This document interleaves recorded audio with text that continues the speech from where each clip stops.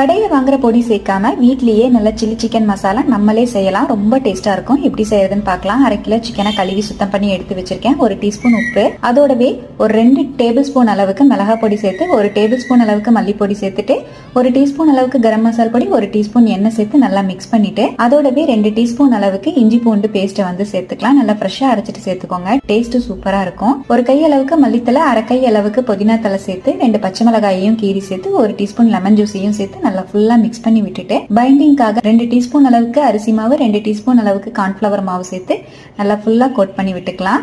கொஞ்சமா தண்ணி சேர்த்து தேவைப்பட்டா மிக்ஸ் பண்ணி எடுத்துக்கோங்க. நல்லா ஃபுல்லா இந்த மாதிரி மசாலா சேர்த்து நல்லா மிக்ஸ் பண்ணதுக்கு அப்புறமா ஒரு 10 நிமிஷம் மூடி போட்டு ரெஸ்ட் விட்டுட்டு, சூடான ஆயில்ல போட்டு நல்லா பொரிச்சு எடுத்தீங்கன்னா நல்லா டேஸ்டியான கிறிஸ்பியான மொறு chilli chicken ready. Chicken 65 ready. கண்டிப்பா ட்ரை பண்ணி பாருங்க. கடை மசாலா தேவையே கிடையாது. நம்ம வீட்லயே செஞ்சு சாப்பிடலாம். கலர் பொடி சேர்க்காதனால ரொம்ப ஹெல்த்தியாவும் இருக்கும். கண்டிப்பா